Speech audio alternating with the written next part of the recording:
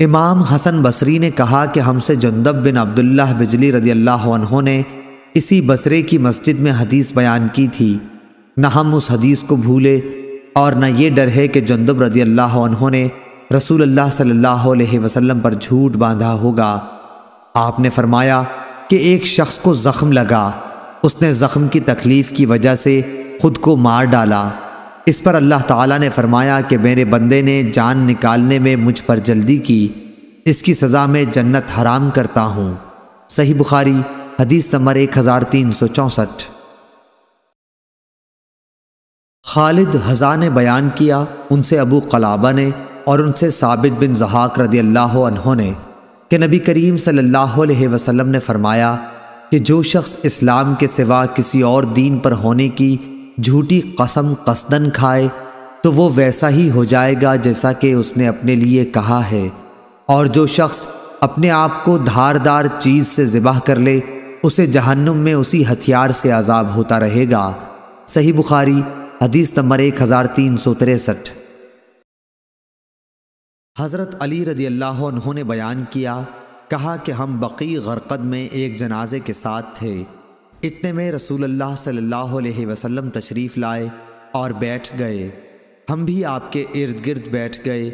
آپ کے پاس ایک چھڑی تھی جس سے آپ زمین کریدنے لگے۔ پھر آپ صلی اللہ علیہ وسلم نے فرمایا کہ تم میں سے کوئی ایسا نہیں یا کوئی جان ایسی نہیں جس کا ٹھکانہ جنت اور دوزخ دونوں جگہ نہ لکھا گیا ہو، اور یہ بھی کہ وہ نیک بخت ہوگی یا بدبخت۔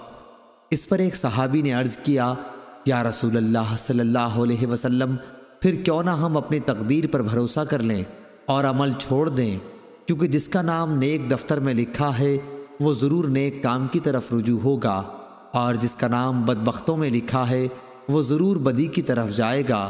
حضور اکرم صلی اللہ علیہ وسلم نے فرمایا کہ بات یہ ہے کہ جن کا نام نیک بختوں میں ہے ان کو اچھے کام کرنے میں ہی آسانی معلوم ہوتی ہے، اور بدبختوں کو برے کاموں میں آسانی نظر آتی ہے۔ پھر آپ صلی اللہ علیہ وسلم نے اس آیت کی تلاوت کی، فَأَمَّا مَنْ أَعْطَى وَاتَّقَى۔ صحیح بخاری حدیث نمبر 1362۔ ابراہیم بن سعد نے صالح بن کیسان سے خبر دی، انہیں ابن شہاب نے، انہوں نے بیان کیا کہ مجھے سعید بن مسیب نے اپنے باپ مسیب بن حزن رضی اللہ عنہ سے خبر دی۔ ان کے باپ نے انہیں یہ خبر دی کہ جب ابو طالب کی وفات کا وقت قریب آیا تو رسول اللہ صلی اللہ علیہ وسلم ان کے پاس تشریف لائے۔ دیکھا تو ان کے پاس اس وقت ابو جہل بن ہشام اور عبداللہ بن ابی امیہ بن مغیرہ موجود تھے۔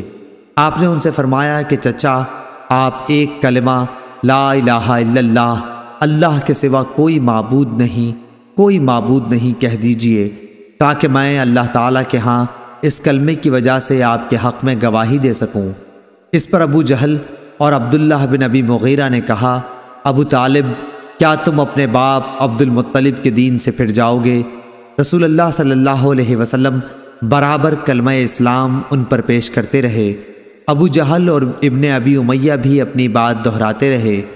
آخر ابو طالب کی آخری بات یہ تھی کہ وہ عبد المطلب کے دین پر ہیں۔ انہوں نے لا الہ الا اللہ کہنے سے انکار کر دیا۔ پھر بھی رسول کریم صلی اللہ علیہ وسلم نے فرمایا کہ میں آپ کے لیے استغفار کرتا رہوں گا تاکہ مجھے منع نہ کر دیا جائے۔ اس پر اللہ تعالیٰ نے آیت وما کان للنبی نازل فرمائی، سورہ توبہ آیت نمبر 113۔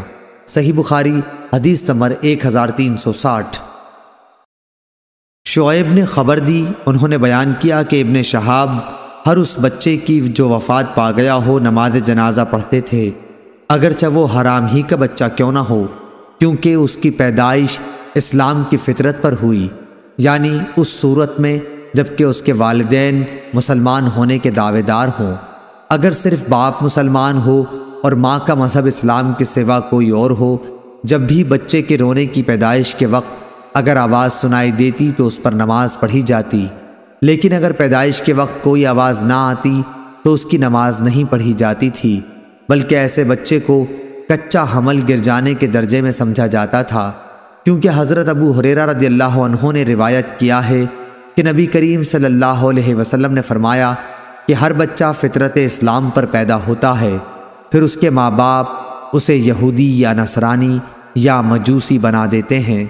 جس طرح تم دیکھتے ہو کہ جانور صحیح سالم بچہ جنتا ہے، کیا تم نے کوئی کان کٹا ہوا بچہ بھی دیکھا ہے؟ پھر ابو ہریرہ رضی اللہ عنہ نے اس کی آیت کو تلاوت کیا، یہ اللہ کی فطرت ہے جس پر اس نے لوگوں کو پیدا کیا ہے، الآیہ۔ صحیح بخاری حدیث نمبر 1358۔